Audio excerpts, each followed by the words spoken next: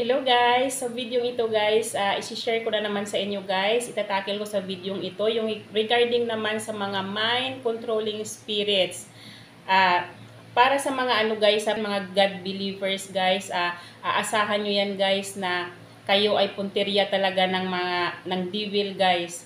Kayo talaga yung unang-unang pinupunteriya ng devil para ay ipasukin yung mga utak nyo guys para ay mawala kayo sa focus guys sa mga magagandang ginagawa nyo.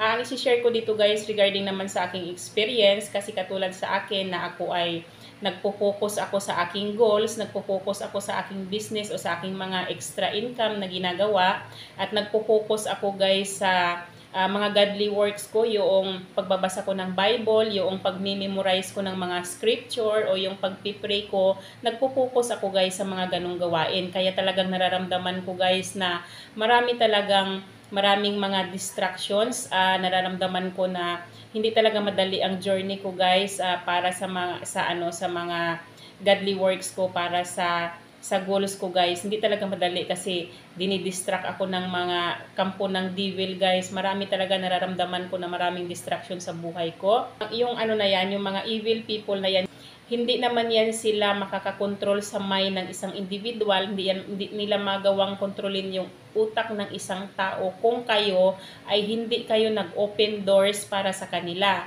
So itatakil natin sa videong ito kung ano nga ba yung mga posibleng open doors na inopen nyo para sa devil para sila ay maka-access sa inyong isip guys. Unang-una guys, para sa akin guys sa obserbasyon ko sa panunood sa social media guys, unang-una sa social media kasi di ba halos naman tayo lahat ay talagang naiingganyo tayo na manood, ma-open ng ating mga social media at maraming mga di kaya-ayang panoorin guys na naobserbahan ko na kapag ako ay nag-open ng social media.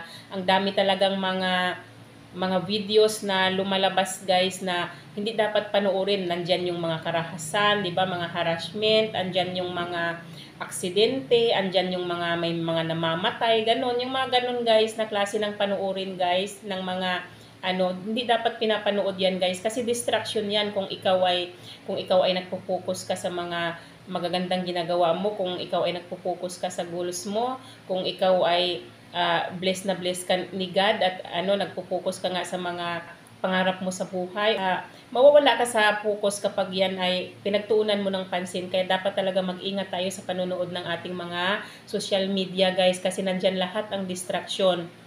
At saka din guys, na obserbahan ko din sa naman kapag nagtitinda ako, syempre pag nagtitinda ako, naglalako ako guys, lalo na pag maraming buyers, maraming bumibili sa akin guys, mamaya-maya maramdaman ko na lang, marami talagang distraction. As in, pag nag-iikot ako, marami akong naririnig na mga nagpapatugtog ng music. Isa din yung music guys sa daan isa din yun ang music na open door na para ay ma-control ng devil yung ating utak. Kasi 'di ba yung pag nakikinig kayo ng sounds, lalo na yung mga sounds na dumadagundong, kapag nag-focus kayo doon guys kasi naman talaga siya kaingga-inggan niyo na pakinggan. Pero kailangan guys baliwalain niyo yung mga ganon kasi isa yun sa techniques ng mga devil para ikaw ay mawala ka sa focus mo, yung makinig ka sa mga sounds na hindi naman yun karapat-dapat na pakinggan. At saka isa din sa mga sa mga ways ng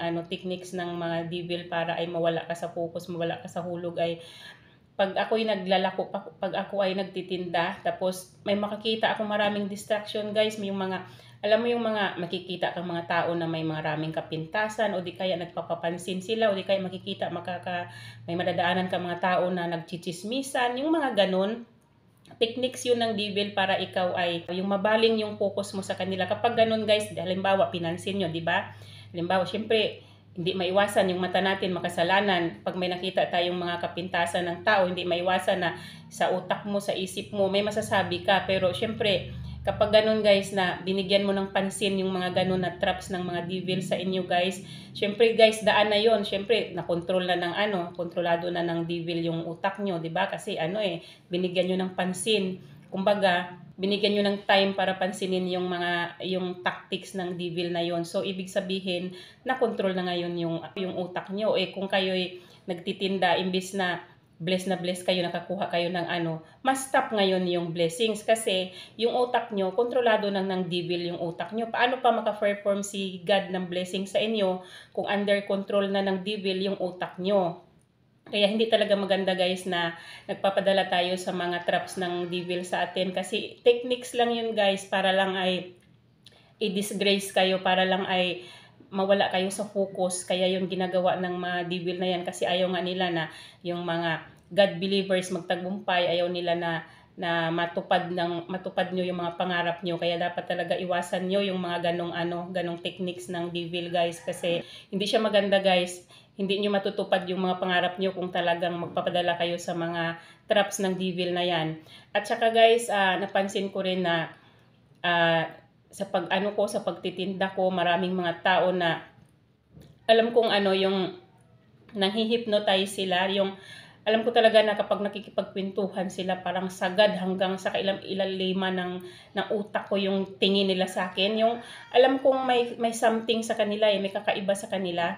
Alam kong ginagawa nila yon na i-hypnotize ako para siguro ay mawala ako sa focus sa mga ginagawa ko kasi yung mga pag-memorize ko ng mga scripture, yung mga words of God para siguro makalimutan ko kasi 'di ba pag na-hypnotize ka guys ng isang tao guys, na-hypnotize ka ng isang devil guys, mawala ka sa sarili mo, magiging makalimutan mo yung mga ginagawa mo, tsaka siguro kaya nila ginagawa para ay pasukin yung utak ko, para ay sila na yung magdidikta guys kasi pag napasok na ng mga devil yung utak ng isang individual guys, sila na yung magdidikta sa iyo guys kasi yung utak na yan guys, yan yung nagdidikta sa katawan natin, 'di ba? Itong utak na to, siya nagdidikta sa kung ano yung gagawin natin, kung ano yung emosyon guys, kung ano yung mararamdaman mo, siya yung magdidikta. Kaya sinasadya ng devil na yan na daliin o pasukin ang utak ng isang tao para siya na yung magdidikta. Halimbawa, napasok na niya yung utak ng isang individual. Siya na ngayon yung magdidikta kung ano yung gagawin mo, kung ano yung mararamdaman mo, or yung mawawalan ka na guys ng desire para ay mag-pray, mawawalan ka na ng gana para ay magkabisado or magbasa ng mga words of God, o kaya magbasa ng Bible kasi napasok na ng devil yung utak mo, kontrolado na, kaya mawawalan ka na ng desire ngayon sa mga dating bagay na ginagawa mo, 'di ba?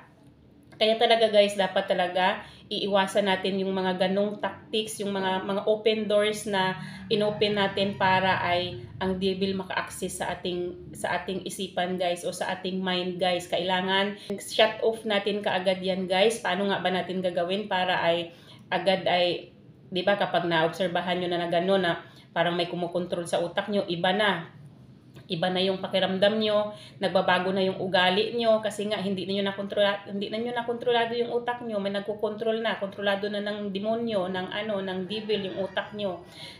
Magbabago na ngayon yung ugali nyo, magiging na kayo, masungit, magagalitin, magiging inggitero, ganun na yung magiging ugali nyo kapag yung utak nyo napasok na ng demonyo yan, ganun na yung magiging magiging attitude nyo. At saka mawawala na kayo ng desire na gumawa ng mga godly works. Kaya dapat talaga kaagad i-shut off nyo guys yung mga open doors na yan na inopen nyo para sa devil guys. Paano nga ba yun gagawin? Unang-una guys, magsisi kayo sa mga kasalanan na nagawa nyo, yung mga open doors na inopen nyo for the devil guys.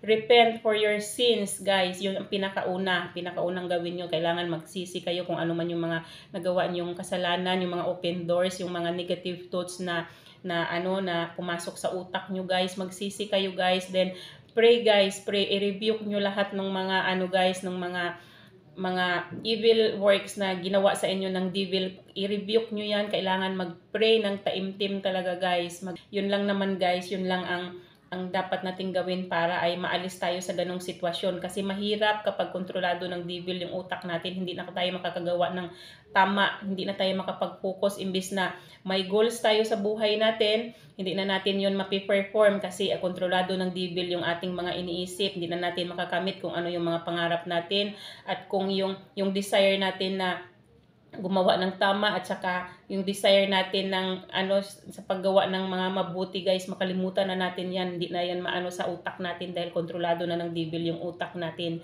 Kaya dapat talaga guys, iwasan natin yung mga ganong pangyayari sa buhay natin guys, maiwasan natin para ay makapagpatuloy tayo sa buhay natin na gumawa tayo ng tama, gumawa tayo ng kabutihan para sa kapwa natin at para sa mundong ito guys. Yun lang, prayer talaga guys, the best talaga ang prayer guys, yan talaga ang best weapon ng isang individual guys, ng isang God believers para ay makawala tayo sa trap o sa tactics ng mga devil na yan at mag-prosper tayo sa mundong ito guys. Yun lang naman guys, yun lang naman ang ginagawa ko kasi ako talaga guys, punteriya talaga ako ng devil kahit sa araw-araw na ginagawa ko guys, talagang maparaan sila guys, ma-strategy sila guys, lahat na lang ng strategy ginagawa nila para ay hadlangan ako sa mga goals ko at sa mga ginagawa ko mga godly works, para mahadlangan nila ako, ma-strategy sila, kaya kailangan din tayo very observant din tayo guys, kailangan din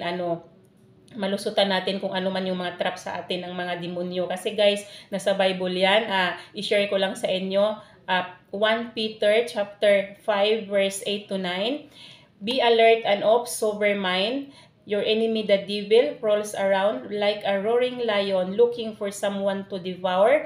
Resist him, standing firm in the faith, because you know that the family of believers throughout this world is undergoing the same kind of suffering. So, diba, nakalagay sa Bible, turo ni God sa atin yan, guys, na magiging alerto tayo, guys, sa tactics ng mga devil sa atin, guys, kasi ang mga God believers talagang punteriya ng punteriya ng devil yan, para tayo ay i-distract, para tayo ay malihis ng landas at hindi na makagawa ng mga godly works, guys. Yun lang guys, hanggang dito na lang yung aking video. Sana ay may natutunan kayong lesson sa araw na ito, at sana guys ay huwag nyo naman kalimutan na i-like yung aking video, paki-subscribe yung aking channel, at papindot nyo na rin yung bell button para sa susunod na mag-upload na naman ako ng panibagong video ay ma-notify kayo kaagad, guys. Yun lang, bye-bye. Maraming salamat sa inyong panunood. God bless you all. Bye-bye everyone. Thank you for watching.